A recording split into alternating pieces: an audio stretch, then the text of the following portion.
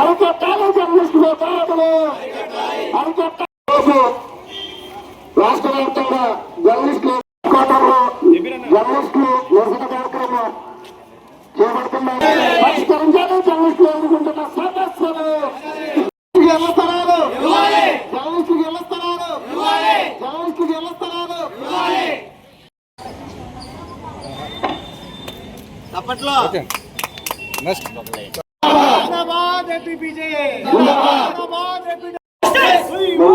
కార్యక్రమాన్ని పోషించి మన సీనియర్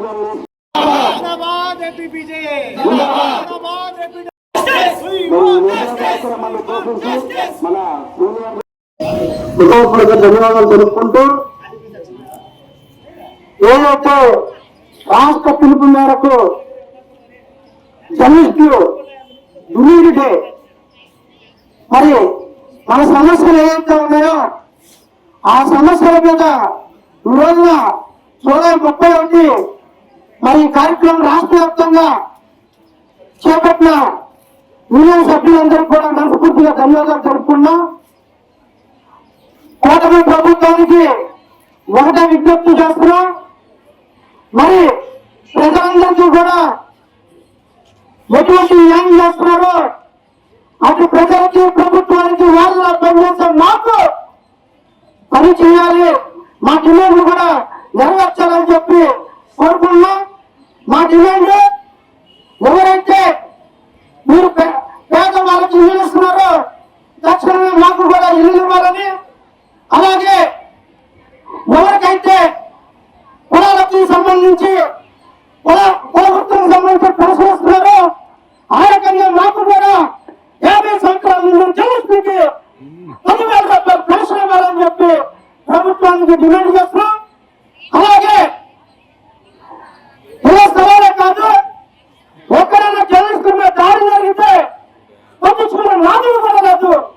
దాడి జరిగిన వ్యక్తుల మీద చర్యలు తీసుకోవాలని చెప్పి అలాగే జర్నలిస్టుకి ఎక్కడా కూడా ఇబ్బంది లేకుండా ఈ కూటమి ప్రభుత్వం, ఈ నారా చంద్రబాబు నాయుడు గారు, పవన్ కళ్యాణ్ గారు, లోకేష్ బాబు ఎవరైతే బీజేపీ నాయకులు ఉన్నారో అందరూ కూడా జర్నలిస్టులు కూడా చిన్న చూపు చూడకుండా జర్నలిస్టులు ఆదుకోవాలని చెప్పి మనస్ఫూర్తిగా కోరుకుంటూ సెలవు తీసుకున్నాం. సమాజంలో ఒక గౌరవప్రదమైన వృత్తిగా వాళ్ళు నిర్వహిస్తున్నారు. ఈ నేపథ్యంలో మరి వారికి కనీసమైనటువంటి జీతాలు కానీ, రిటైర్మెంట్ అయిన తర్వాత బెనిఫిట్స్ కానీ, వారి కనీసం ఇళ్ల స్థలాలు కానీ ఇలాంటి కనీసమైనటువంటి సౌకర్యాలు కూడా ప్రభుత్వాలు కల్పించలేకపోవడం అనేది చాలా దురదృష్టకరమైన విషయం.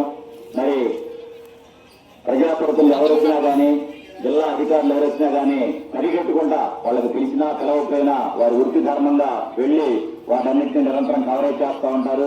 వారు తిన్నారా తినలేదనే సమయానికి తిండి చెప్పలు కూడా ఉండవు అనేక సందర్భాల్లో మేము చూస్తూ ఉంటాం. ఈ నేపథ్యంలో వారి న్యాయమైన కోరికలు ఏవైతే ఉన్నాయో ఇళ్ల స్థలాలు కల్పించాలని కానీ, అలాగే ఎడ్యుకేషన్ కి సంబంధించి గవర్నింగ్ కౌన్సిల్ ఏర్పాటు చేయాలని వాటి గురించి కానీ, అలాగే ఈఎస్ఐ సౌకర్యం, మరి ప్రతి కార్మికుడికి పిఎఫ్ ఈఎస్ఐ అనేది ఒక హక్కు. మరి ఈఎస్ఐ సౌకర్యం కూడా చాలా మంది జర్నలిస్టులు లేకపోవడం చాలా దురదృష్టకరమైంది. కొన్ని పత్రికల్లో నాకు తెలిసిన మేరకు కొన్నిట్లో అమలు జరుగుతూ ఉన్నాయి, చాలా పత్రికలు వాటిని అమలు చేయకపోవడం అనేది దురదృష్టకరం. దాన్ని కూడా ఈఎస్ఐ సౌకర్యాన్ని కల్పించాలి. మీరు చూస్తా ఉన్నారు, పక్కనే మీ సోదరిమణులు అందరూ కూడా కార్మికులుగా నిరంతరం ప్రభుత్వ సేవలు అందించారు. వారు కూడా ఆందోళన చేస్తున్నారు. ప్రతి కార్మికుడు ఉద్యోగం తేడా ఒకటే. కాస్త జీతం ఎక్కువ ఉన్న ఉద్యోగం అంటారు, కాస్త జీతం తక్కువ ఉన్నాడు కార్మికులు అంటారు.